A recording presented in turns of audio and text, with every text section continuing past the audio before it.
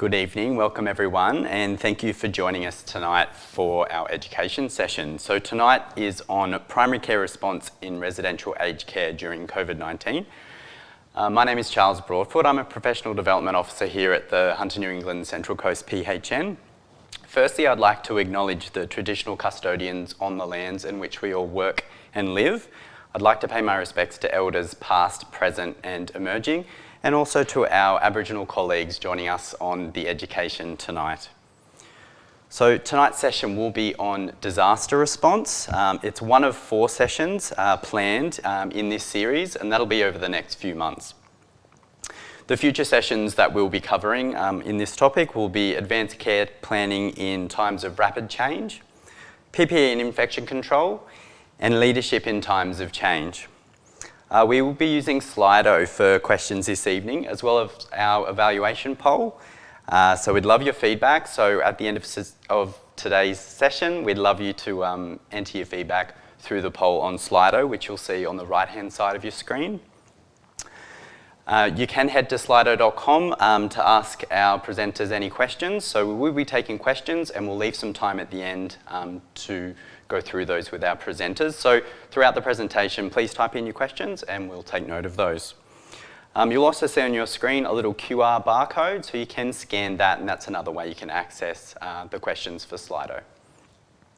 So tonight's session as well will be recorded, so we'll be keeping a recording of this education on our PHN website. So if you just head to the website, click on the People Bank page, and then on the Education and Events tab. So I'm pleased to introduce our 2 speakers tonight. So firstly, we have Linda Wynn. So Linda is a registered nurse with an MBA, an MPH and an MN. She has many years' experience in emergency management, working at a state level with national and international experience. So Linda has worked closely with general practice and aged care facilities over this time, and she's currently the governance and quality partner at Maroba Aged Care, and arrived just in time for the aged care outbreaks of COVID. Second, we have Rachel Latter. So Rachel is a clinical nurse consultant with Hunter New England Public Health Unit. She has years of experience working alongside the aged care facilities during many influenza and gastroenteritis outbreaks, providing outbreak management advice. So Rachel may be the person on the other end of the phone line one day informing your facility that you have a COVID-19 out case, but we really hope that this doesn't happen. All right, well, thank you everyone again for joining, and I'm going to hand over to our first presenter, Linda Wynn. Thanks, Linda. Thank you. I'm going to take you through the emergency management framework. I've been doing it probably 21 years, I think now, but not specifically in aged care. And certainly in my time at Maroba, we've identified many gaps in our knowledge and our planning and our education and training as well. So I'm just going to take you through some of those lessons, and then also talk about, in the last slide, some of the lessons learnt out of our exercise COVID that we held at the beginning of August.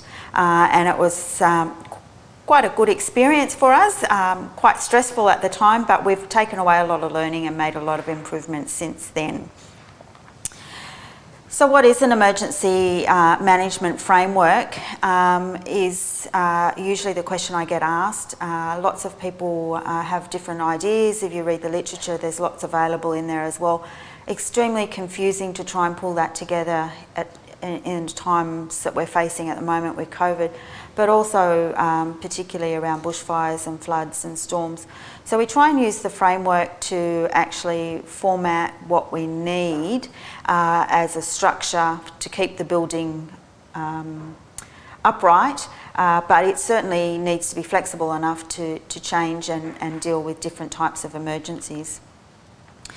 So how we go about doing that is making sure that we've got plans and policies in place.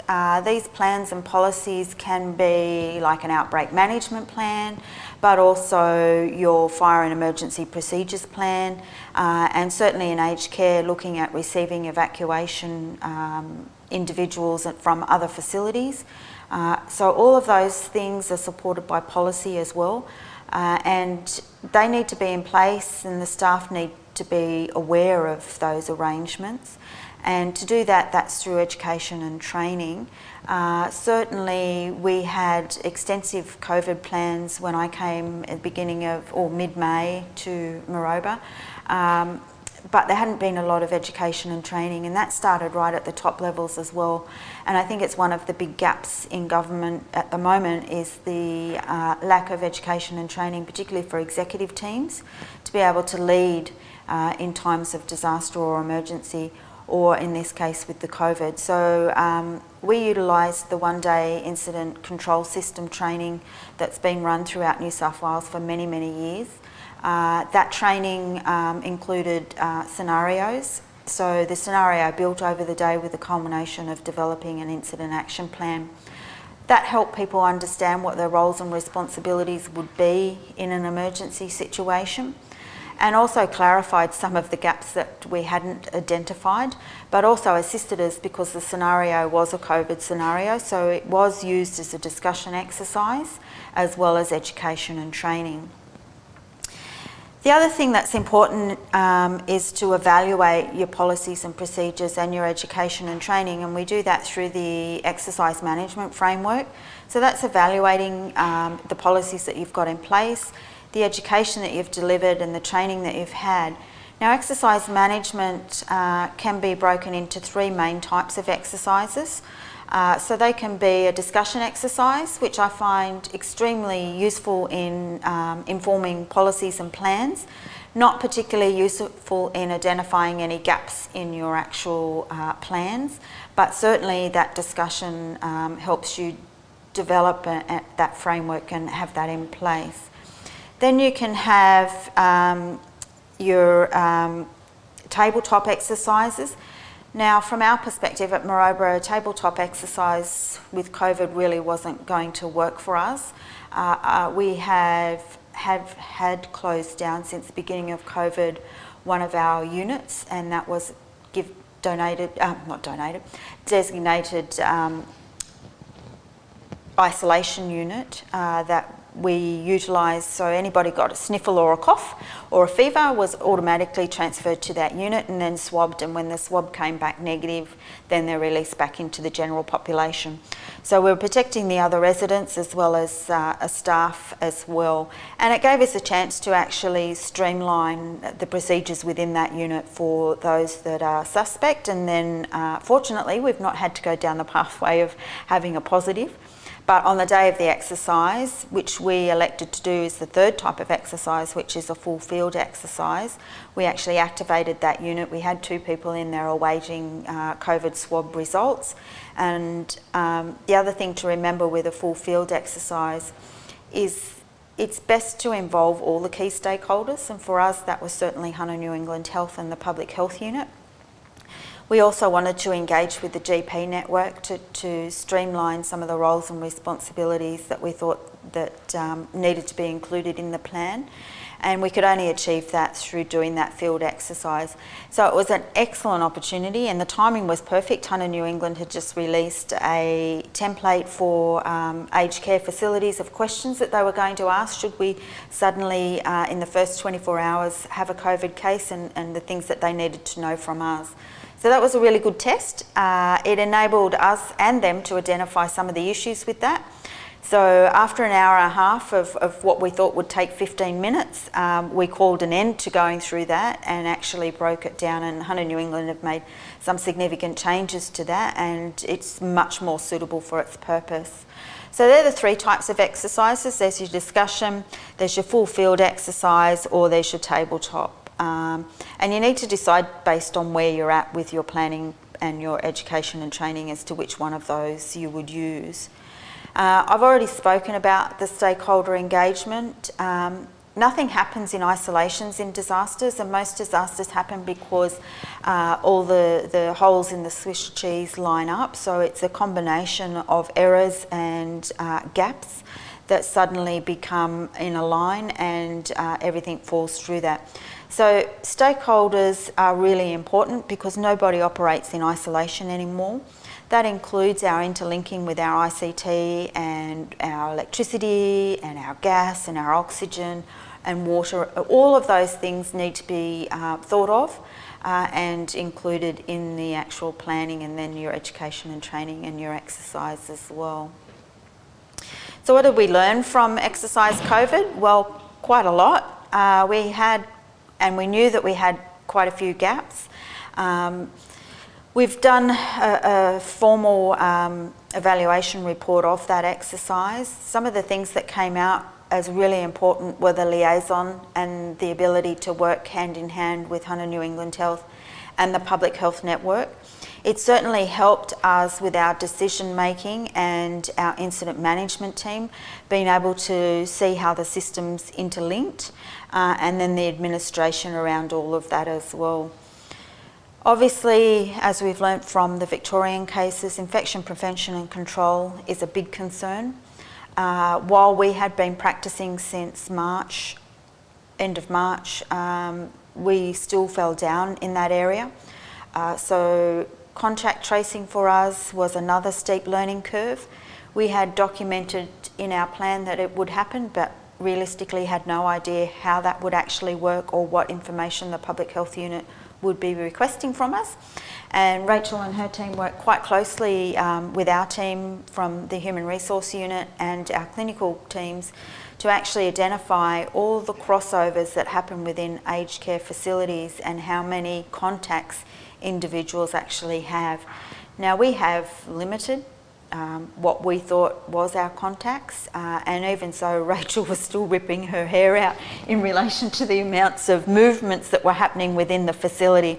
So even though we had restrictions in place and we had certainly limited staff to individual suburbs, we had stopped community engagement and involvement in the facility. So if you didn't live with us, we've stopped all of those activities. We have on occasion stopped visitors coming in, and visitors are heavily screened before they actually come into the facility. But still, simple things like going across to physio, dental work, and the cross-contamination risks that are associated with those were quite significant, and certainly came to head in the contact tracing, and then being able to identify who those individuals were as well. We've done a lot of work around our plan since then. We've restructured it numerous times, so probably every week we decide that we need to add something else to it, and we've reformatted again and again and again. But the biggest gap for us was around our GP coverage and how that medical side of it would work. Most importantly for us is the continuity of care for our residents. And that means that the existing GPs that support us and come into the facility day to day should be involved. They have the trust and I must say love of most of our residents and their families, and it's really important that we figure out how that actually works and make sure that the outcomes for any sort of outbreak scenario are to the best care that we can provide. And then also looking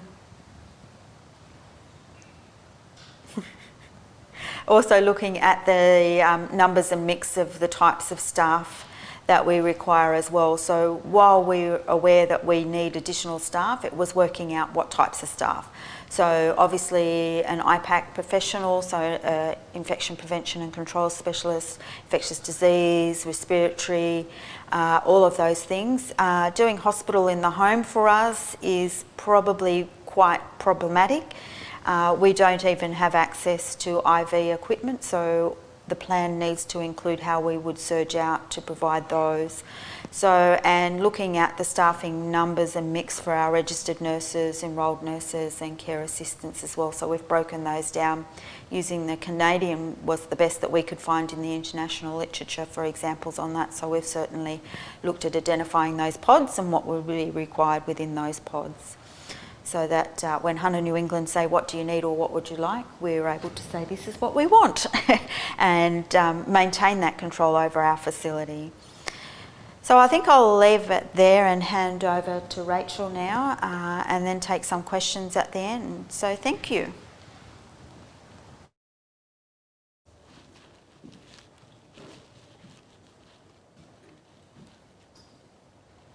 Thanks, Linda. And it was such a valuable day, I think, that day that we ran the the exercise over at Maroba, and a lot of lessons learnt from, I think, all partnerships involved within that exercise. So hats off to Maroba for putting their hand up to run that. So absolute pleasure to come and talk to you guys tonight, and I hope that you walk away with some really practical tips on what you can do for aged care facilities in their preparation for planning, preventing and managing a potential outbreak of COVID-19. I also hope that I challenge you in maybe your pre-prepared plans, and identify maybe some gaps that you can walk away with and say, ooh, is this something extra that we should put in our plans, or have we thought about this? I'd also like to start off by making you work. So if you're at home and you're eating dinner and you're sitting on the couch and you have a pen and paper in hand or your mobile phone and you've got your notes section there, I encourage you to think about if you were the manager of an aged care facility and I phoned you up and I said, one of your residents has COVID-19, what would be the top 4 things that you would do in the next couple of hours? What would you do? So just to get your brains sort of thinking about what you would do. And sometimes there's no hard and fast answer, and some people might have different answers, and that's completely fine. So look, thought I would start, and Linda's already touched on a little bit of this, but I'm going to maybe put it in simplified form, because that's sometimes how I work and need to see things. But really the first couple of steps of outbreak, there's sort of 3 stages of outbreak management, and that's really around prevention, planning and then protecting. So with prevention, you really want to prevent COVID-19 virus walking into your aged care facility, and the way that you do that is through screening. So screening your visitors, your staff and your residents, and also through visitor restrictions. The way planning is done through having an outbreak management plan and knowing where to find resources, and then protections all around protecting, once you do have an outbreak, protecting your residents, your staff, and obviously the greater community.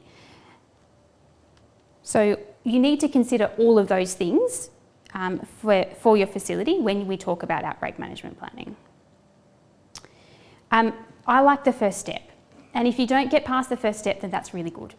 So the first step is all about prevention, and the best way to stop an outbreak is not having one. And if you can stop COVID-19 virus walking into your facility, then that's really the best outcome. And that's why screening is important. So screening visitors every single time they walk into the facility, staff every single shift, and residents, I would say at least daily. And the visitor restriction is really important, and there's still weekly updates by the Chief Health Officer and her advice around visitors who can come in and out of facilities, and do they need to wear a mask or not, and around staff and their place of residence and whether they need to wear a mask or not. So just a little bit about planning. Obviously you guys have been working tirelessly, and Linda and her team definitely have, around outbreak management plans. Every facility now has one. It's looking better and better every day. There's multiple resources around to support you guys to develop that, and really important. If you go into an outbreak feeling confident that you've got a plan, then it takes a little bit of the stress off. Knowing where your resources are and where to find information, absolutely vital in your planning phase. PPE and infection control training. Look, I know people's eyes glaze over when we say that, because we've just been saying that for many, many, many months, but it's really, really vital that all your staff have PPE and infection control training, and you feel confident that they know what to do. Cohorting staff. Look, consider cohorting staff to reduce the number of people who have close contact with each other. I put this footy team picture up. It's a little bit wacky, but it's really to describe, so pretend that your staff can be on, have a red team and a blue team, and basically those 2 teams shouldn't cross over. They should have separate meal breaks. They should work in different areas of the facility. That means that if you do have a confirmed case within one part of your facility, then you're only taking out half of your staff, potentially. So you could consider doing that in your facility right now as a planning mechanism. It might not work for your facility, and that's okay, but it's just something to consider. Being organised, really, really important. There's lots of things that you can do, and I'll go into a little bit of detail afterwards about how you can be organised and plan for all of the things that public health will ask you when we do have that phone call to say you've got a confirmed case. And also, as Linda's mentioned, the importance of considering having an exercise to challenge your plans.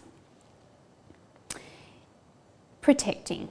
So the main way that we minimise the spread of infection with any sort of infectious disease, including COVID-19, is through really good infection control, fabulous outbreak management team, robust communication across all of the different sort of stakeholders and people who will be involved in the outbreak.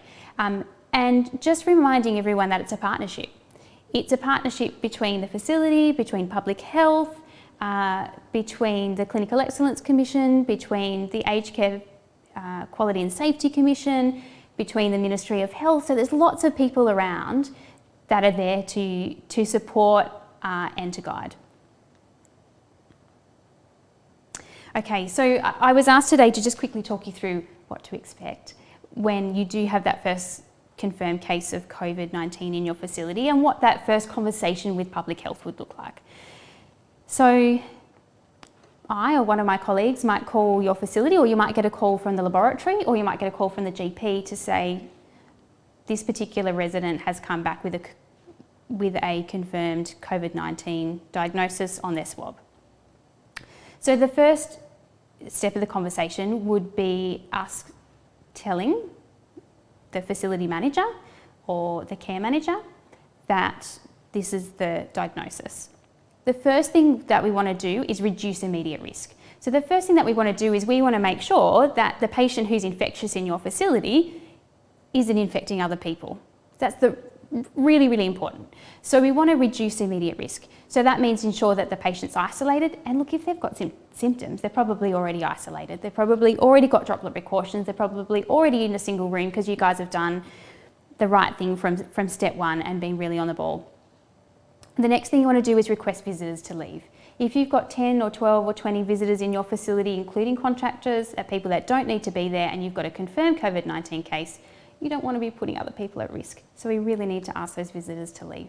Now, my assumption is that most facilities would already have this scripted, already have this written out to say, how are you going to tell visitors in your facility, being very discreet because you haven't told your families yet about what's happening, how are you going to ask visitors to leave? And already have that written out. So you don't even have to think about that. It's all ready to go.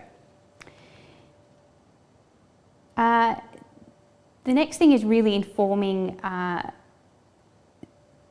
resident that they've got COVID-19. So really, they should know as a top priority. It's their health, it's their diagnosis, and they should know. And we also will ask about the welfare of that resident. How is that resident today? So I would expect in that phone call that would be you would know how that resident is today. They're already in isolation, they've already got symptoms, you're waiting on a COVID swab. So how are they? And the main question around that is, how quickly do we need them to go to hospital? How quickly do I need that to happen? What's going on for that resident? Give me a little bit of a picture and an idea of what's going on there. And then we're going to have a bit of a discussion around your facility. So for me to do, or public health to do a risk assessment, or the local health district, we need to know a little bit about your facility. And there's roughly around 130 facilities just in Hunter, New England, and I'm not quite sure how many there is across Central Coast and Hunter, New England, but I certainly don't know all of them inside out. So it's really important that you give me a little bit of context around your facility. And I'm going to ask really basic questions like, how many residents in your facility? How many staff in your facility? How many single beds do you have? How many double rooms do you have? How many wings do you have? How many communal areas do you have? And they're really sort of quick questions, but what they do is they give me a really good idea of how big your facility is and a level of risk around, if you've got 4-bedded rooms, then this person's been in a 4-bedded room, how many people they may have infected, and how many staff we're sort of dealing with here. All of this conversation, this first phone call from me calling you to telling you that you've got a confirmed case, look, I'm expecting realistically that will take between 30 minutes and an hour.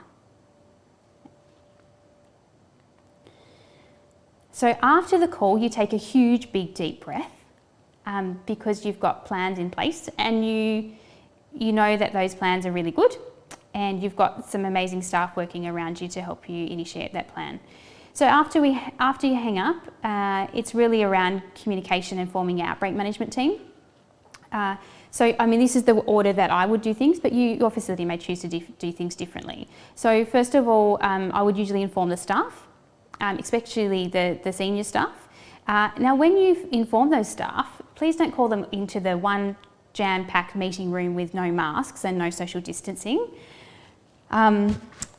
because so just even consider how that first conversation is going to go with all your staff. Please don't have 20 staff. Walk into your tiny tea room, all are gasping and, you know, worried. You really, as the facility manager or the manager of that day, you need to feel confident about what you're going to say to those staff, and you need to look cool, calm and collected, because that's going to make a big difference. And please ensure social distancing and mask wearing from that very first meeting. The next person after you've informed your staff, I would inform the resident who's actually got the confirmed diagnosis, then the resident's family, out of respect for the family and the resident, and then go on to your other sort of groups, such as your family and visitors, and then all the other people that you're required to inform. Droplet precautions for all residents. I hope this doesn't come as a shock to everyone, but we've learnt from Victoria and many other aged care facility outbreaks across the globe that you can have asymptomatic cases, and until we actually swab all residents and staff, we actually don't know who's infectious. So after that phone call, one of the biggest jobs will be going around to all of your residents and ensuring that they have droplet precautions in place and that there's really good hand hygiene and that you've got some PPE trolleys sort of set up so that all of that can happen. And you've got to think about how that will happen in your facility. Where are you going to put all the PPE? Do you have enough tables to put the PPE? You know, do you have enough signs for the doors? And how is that going to work on a really, really practical level? One thing we'd like you to do is gather all the information that public health needs to make a risk assessment about contact tracing, and that's my next slide. And also screening all residents and staff for symptoms. So you've got one confirmed case. My assumption is that there may be others. So going around and getting your staff to check all residents to see if they have any symptoms, and of course any symptomatic staff should be promptly sent home and asked to get tested for COVID-19. I'm assuming that a lot of this will take 2 to 3 hours, but you probably need to have, like, in your outbreak management plan, steps to ensure that all of this happens and potentially designated people of who can do these roles. So what information will public health request? Okay, so in order for us to do some contact tracing, we'll need a full resident list. Look, this is something that you should already have on your desktop. Every single resident in the facility, their full name, their location in their facility, their aboriginality, their date of birth, their next of kin or guardian contact details. We'll need a staff roster. Probably we'll ask going back to sort of 2 to 3 weeks. So we'll ask you to send the staff roster. So someone needs to know how to get that staff roster into an email or attach it into an email. Visitor list. So we go back for 2 weeks and say, I want a list of every single visitor that walked into your facility, and I want the name of that visitor, the date that they were there, time in and time out. So hopefully all of facilities are capturing that sort of level of detail. A floor plan, so to enable us to have a look at your facility and see, okay, where are the communal areas, where was the particular resident when they were infectious, you know, what sort of areas and wings the staff been working in, so that when we have conversations about different wings, we're on the same wavelength. And we'll also ask you for particular staff members that you've nominated to help us interview the resident. So we'll need to, if the resident is able to be interviewed, we will ask for like a portable phone to go into that resident's room. A staff member sit next to that resident and give us some details around that resident. Obviously that staff member needs to be exceptional with their PPE, wear a mask and droplet precautions. So really consider who would that best person be to help us with that interview. They also need to have access to electronic records or patient records so that they can give us the full story about this resident, their medical history, what medications they're on. We'll also need another staff member to help us with contact tracing. And as I think this was clearly identified in our exercise that we did with Maroba, is that to do contact tracing, we really need a staff member who understands the roster, because we need to know which staff have had lots of contact with this resident, or staff member if the case is a staff member, and over days. And we also need someone who knows the residents well and their level of care, because I need to know what level of care did these nurses on the roster provide this person over the last week. And so and it really shouldn't be the facility manager. They've got too many important other jobs to be done. So in your facility, I'd hope that you'd already nominated the person who is best fit to have this conversation with public health. Okay, this is just something quirky that we found on the news today. Some learnings from the Rose Garden. So this was one of Donald Trump's sort of press conferences, and it's an example of how not to do social distancing. Even though it's outside, I hope that nobody would have a meeting like this in Australia currently. And so someone was obviously infectious with COVID-19 at this meeting, and they did a great job, because I don't know if you can see in the slide, but you can see the very faint background is the crowd, and this is all the people that were infected. So this is the importance of not having crowded meetings, even if they are outside, because one person can spread it to a lot of people in a short period of time. I'm not saying that Donald Trump infected all these people. I'm just saying that there was a person, or maybe several people at that time, who were infectious.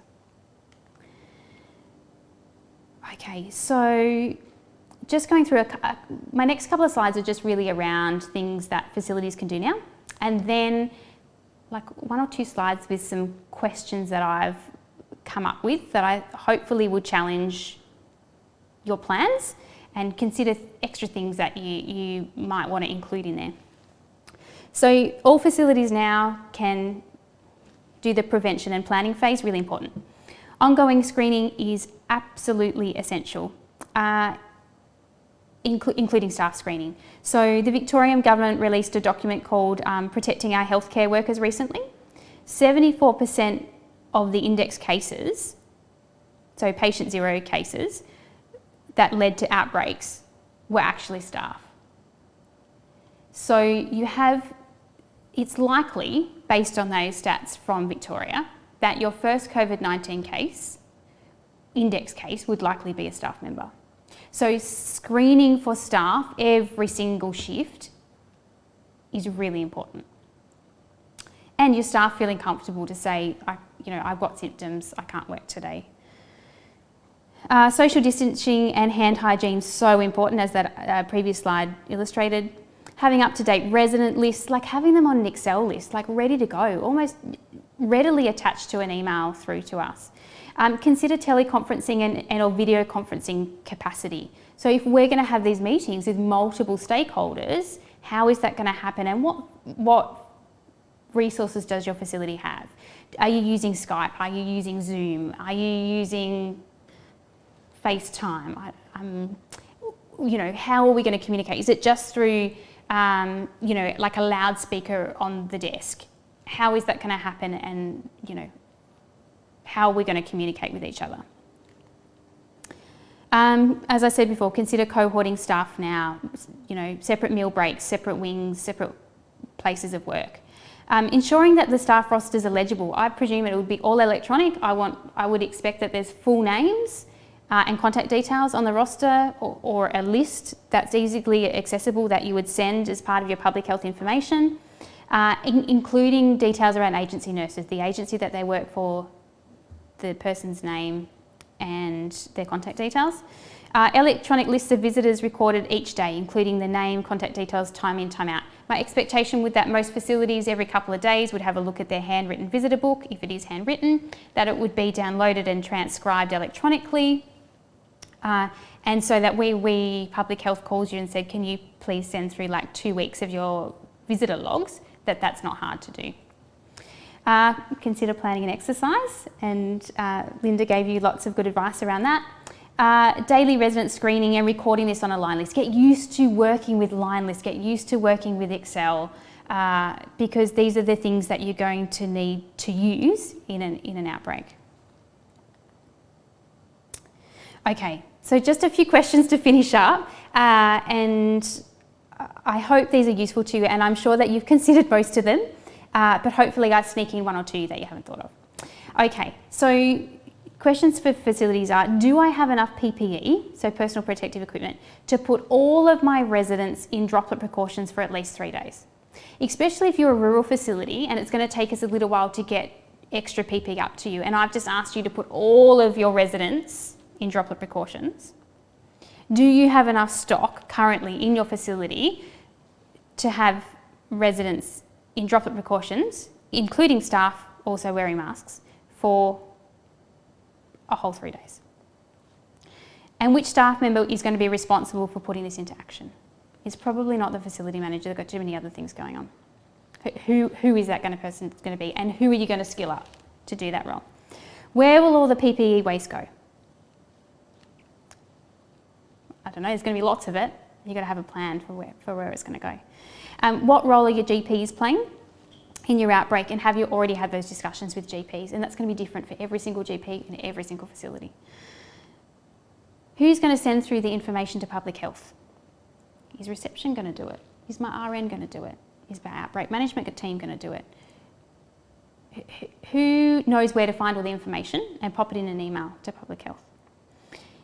Do I have all my communication templates ready for staff, families and residents? And as I said before, do you have a simple little communication template to share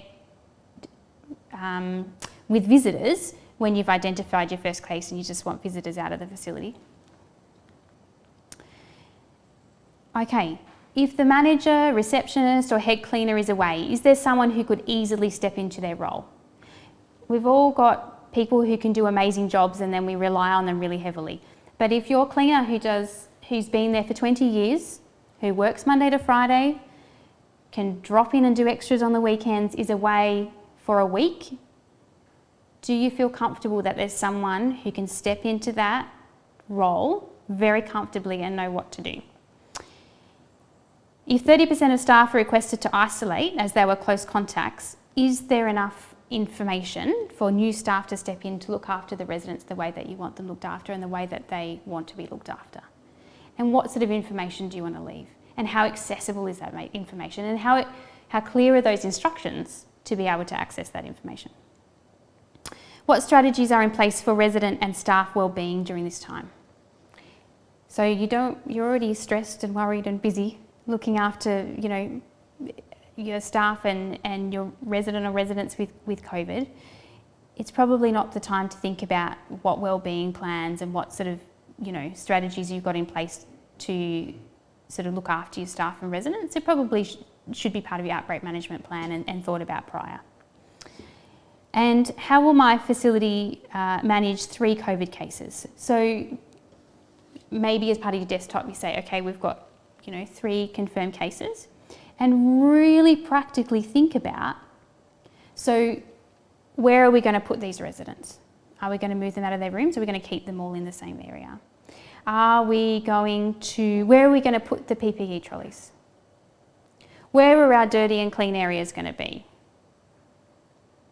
Okay, so this is the sort of area with the COVID cases. Is there a separate entry and exit point to the facility? Because you want to keep your staff separate. You don't want staff who are looking after COVID cases also looking after people who don't have COVID. So last question for you. Do you feel confident that PPE will still be done appropriately or well by your staff after a week of this? And how will you manage PPE and infection control fatigue? Because it is exhausting and it's easy to slip up. And I'm not saying that all of these Victorian stats that you can see on the slide are to do with poor PPE, but some of them would be. It's due to fatigue and, you know, forgetting little things about, you know, how to don and doff, or, you know, going to the tea room with your mask and gloves still on, or little things can happen. And so you'll see in Victoria that there's 2,571 healthcare worker cases acquired in the workforce. So, what things and strategies do you have in place for a facility to look after your staff to ensure that a week into your response, you feel like your staff are protected and your staff aren't going to burn out and still can remind themselves of how to hand wash regularly at the right moments and, you know, will still do their PPE just as effectively on day one as in day 10. So those questions aren't meant to scare you, because I'm sure that all of you would have thought of most of them before, and they're all sort of clearly documented in your plan. But I kind of thought it would be nice to, when you're listening to this session, to really walk away with some challenges and thoughts about how practical your plan is, your outbreak management plan is, and hopefully I've not worried or concerned you, but given you some time to think and reflect, and also just saying, you know, the public health unit's always there if you've got some tricky questions to run past us or the ACE team, and I hope I never have to make that phone call to any facility in Hunter, New England or the Central Coast around a confirmed COVID-19 case. The last slide is just some resources. Facilities have been bombarded with amazing, amazing resources. There is so much information out there, but there's just sort of two of my top documents that I go to for a lot of information, and also a document around the Victorian experience in healthcare workers. I hope you found that presentation useful. Thank you.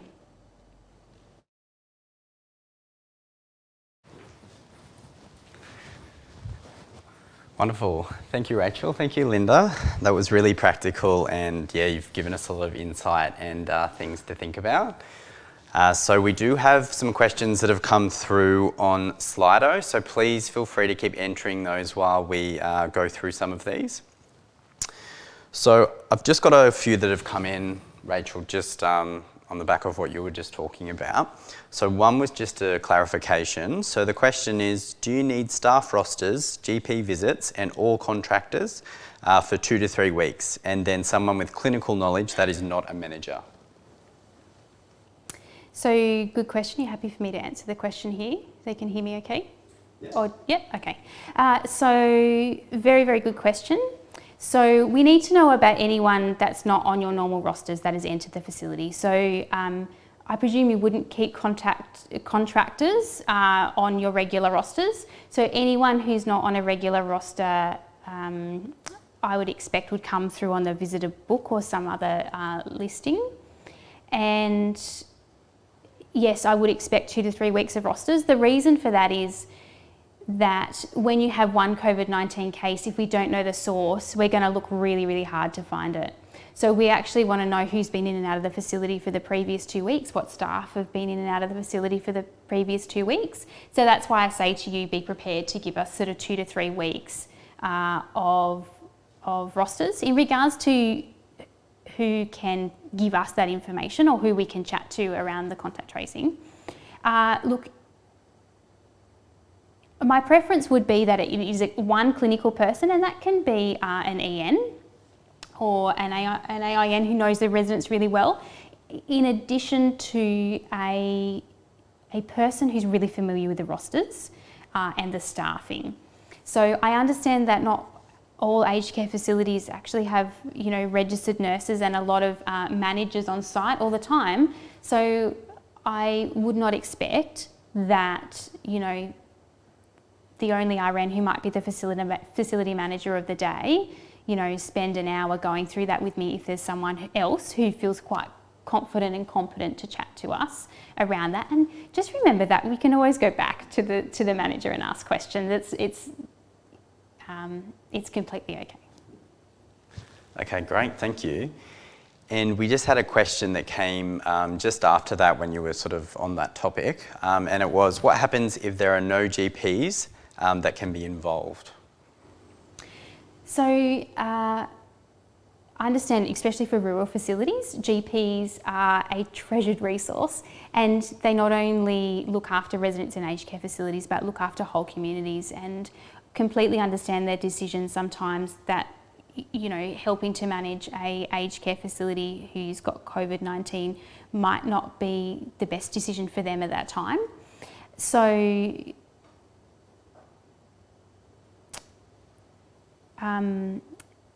I suppose there's lots of support. The local health district is extremely invested at this time to provide lots of support, and you know, they've got great clinicians on the other end of the phone who would be able to, you know, even review residents via a video link and things like that if there was concern. So look, GPs are wonderful, and it's great if you can get them on board and have a GP champion who can work with the facility and those residents, but there's definitely other clinical expertise in the local health district that they have very happy to invest some of their time to help aged care facilities if they have a COVID-19 outbreak. We've certainly looked at, am I on? You're good. We've certainly looked at, we've got a nurse practitioner, so actually being the boots on ground, being able to talk to the GPs back in their practices and doing that liaison, but then also having hopefully a GP liaison / coordinator that would be on site all the time. But that comes down to dollars again, and there's no government funding for that at present. So that's a big ask of GPs to do that, because they're going to have to give away their normal practice patients to their other colleagues in the practice and give up their time to come into the facility.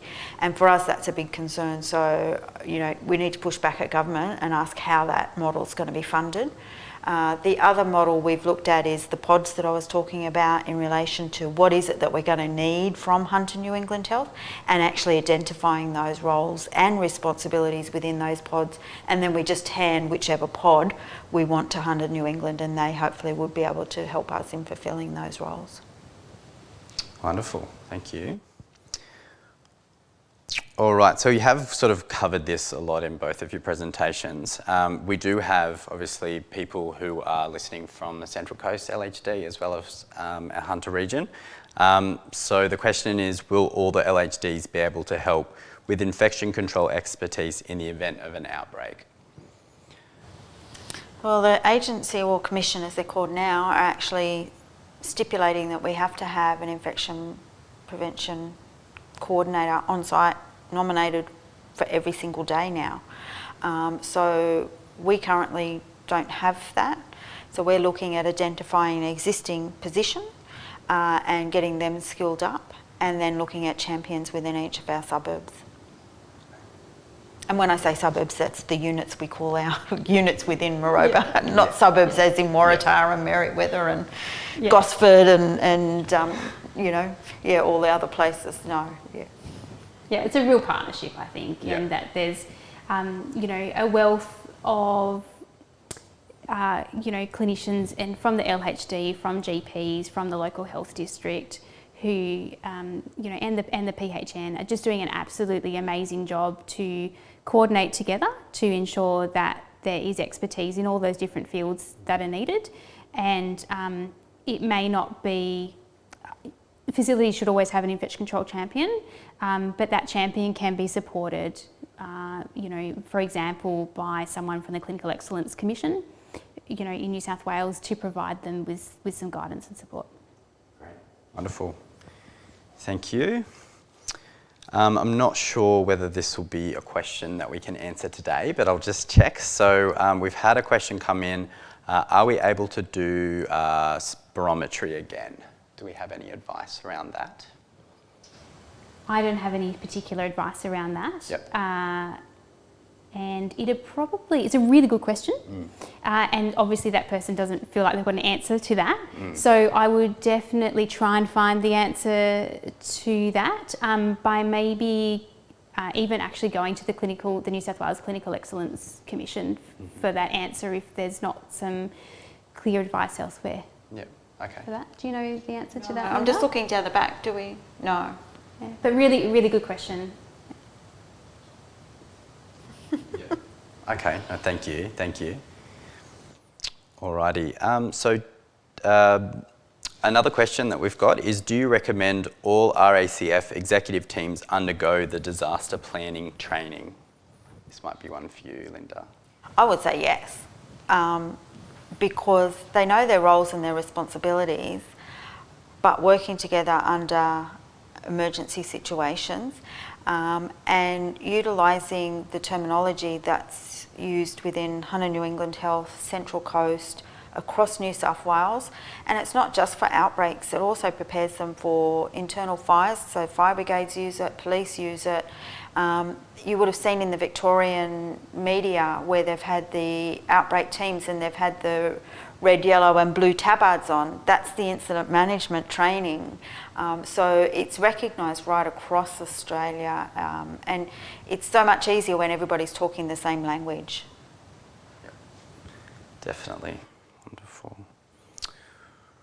All right, so when you were talking about the field exercise, we've had a few questions pop up around that. So the first one is, did you find that all stakeholders were keen to take part of a field exercise? Turned some away because it was getting bigger than Ben-Hur, and as Rach alluded to, we could only have so many based on the metres space that we have within our emergency operations centre, so we really had to limit it. But even the morning of, I was still getting phone calls and emails saying, can I come along just to watch? And that's another piece of advice. No one comes along to any exercise to watch. They participate, whether it be in the actual exercise playing team, or I make them do evaluations and do observations and keep records and things for me, so no one ever gets to come and watch. Yeah, okay. Wonderful. And another question in regards to that, was media involved in your field exercise? Yes, so NBN came, they interviewed our incident controller as they would if we did have an outbreak, so it gave us a chance to practice that part of our communications plan. Obviously the questions were just around the exercise, but it still enabled us to practice that, and certainly put a lot of pressure on the incident management team, and in particular the incident controller, because they do the media because they're the known spokesperson for the facility. They also have to stand up the incident management team. They have to gather the information that the public health team are going to want. So they've got a lot of coordination to do across the facility. So it added extra complexity to the exercise, but really highlighted why having an incident management team and the training behind you to trust the rest of your team to actually do the deliverables is really, really important. Great. All right, and another question in regards to that has come through. So theoretically, how many staff ended up being furloughed as part of your exercise? Rach didn't get to that point. I don't think you even got to identify patient 0, did you? No, so we did, I think you guys had around 120 staff. Yeah. And I'm pretty sure we took out around somewhere between 60 to 80 staff for one confirmed case and then one possible case, which was the scenario. And that's quite realistic figures. Around 60% of staff, would usually be furloughed with, 1 to 2 confirmed cases of COVID-19 in a resident in an aged care facility.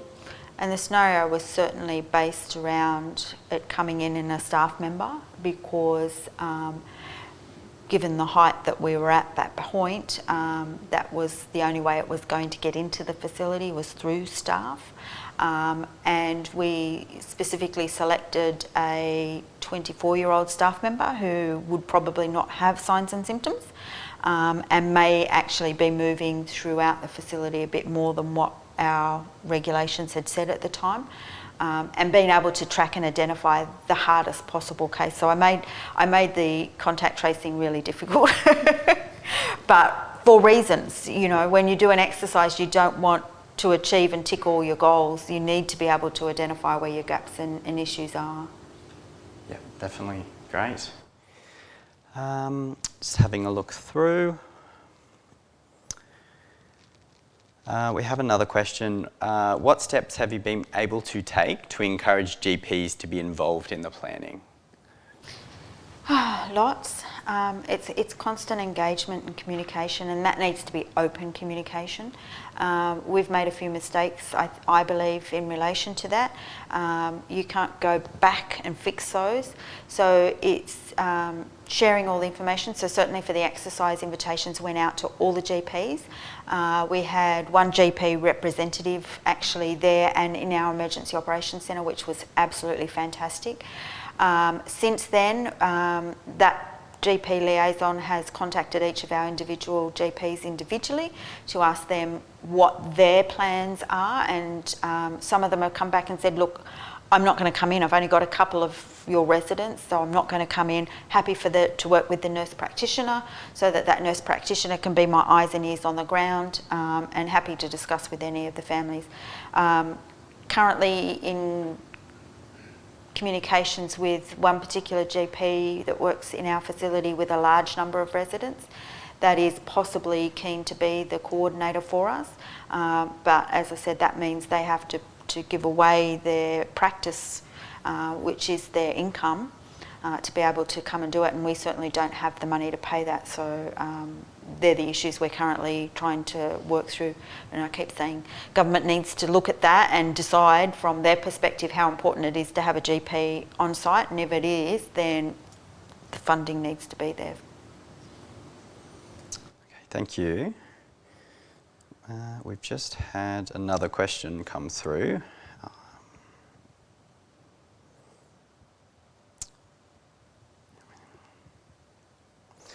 I work for a large group and they will assist in an outbreak but haven't told us how they will do that other than they will deal with media. Thoughts?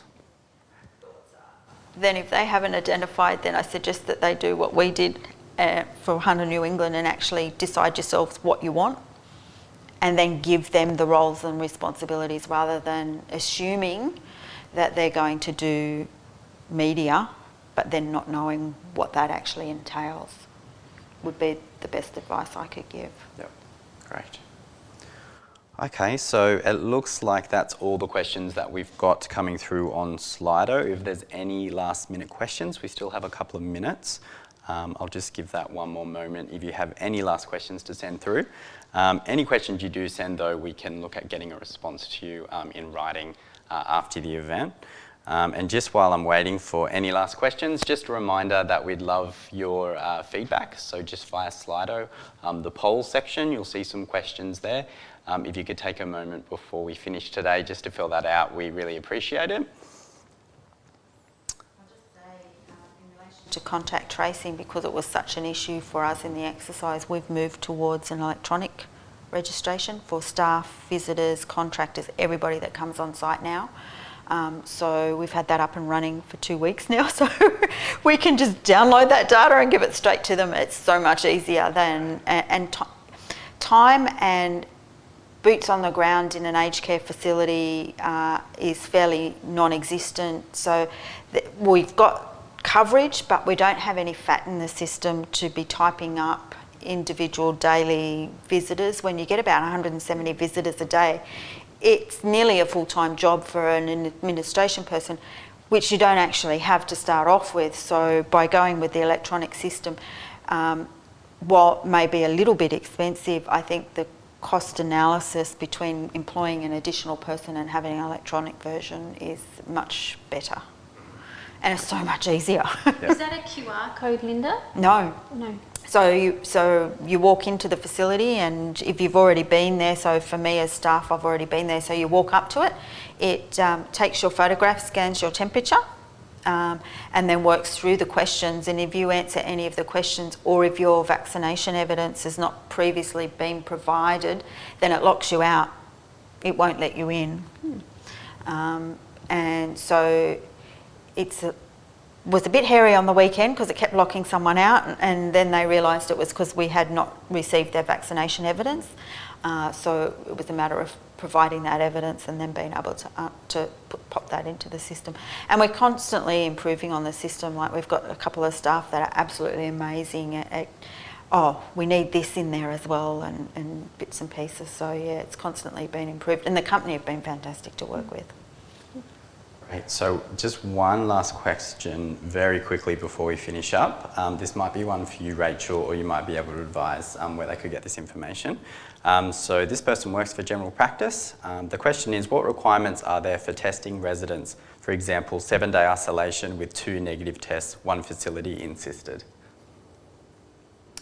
So I'm not quite sure about the question, so I'll answer it in 2 different ways.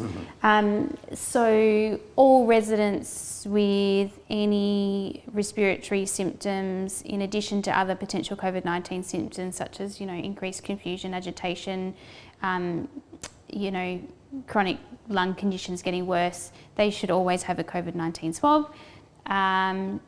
If that COVID-19 swab comes back negative and they're well, then that's the end of the story. In regards to someone who was tested positive for COVID-19, then there's a few different scenarios of how long we consider them infectious for, and that depends on their symptoms and their symptom resolution and whether or not they went to hospital or not. So it's a little bit of a complex scenario. In regards to maybe a cluster of cases and how long we consider an outbreak, if that's what they're asking, is that any sort of 2 or more cases of respiratory illness in a facility of residents and staff should be notified to the public health unit, and we would continue sort of communication with that facility in regards to increased surveillance and sort of daily line list and communication with that facility, really until we felt confident that there'd been no sort of further cases of respiratory illness in resident staff for a couple of days. Do you feel like I'm answering that question? Yeah, Charles? definitely. No, that's good. You've definitely answered the main part, and I guess with things like questions around timing, testing, isolation, timeframes, would you recommend that they look on a certain website? Is there information that you would like to direct people to? Yeah, sure. So they can always call the public health unit. Yep. The public health unit works alongside control guidelines, which are written by the state and really come from the Commonwealth. So you can always look at the New South Wales Health website, COVID-19 control guidelines, to find out answers to those sort of questions. So they extended, initially it was 0 to 24 hours, and then they actually extended that out further. That has good guidance around the transition out of COVID as well, and that's what we've used in our plan. Yep. So the 2 negative swabbings and all of that stuff, all the variables are included within that, so that everybody understands how that happens. And even with our pods, we've looked at asking Hunter New England Health for transition pods to support us out the other end as well. Okay, great. Thank you. All right, we might wrap it up there. Thank you. I know we have a couple of questions that have just come through, so we will endeavour to answer those and get that information out to you. I just would like to thank our presenters again for sharing their knowledge and their time with us tonight. It's really appreciated. And thank you again for your attendance. And I'll plug Slido one more time. If you can complete the evaluation form, that would be wonderful. And we look forward to seeing you all again at our next education event. So take care and good night.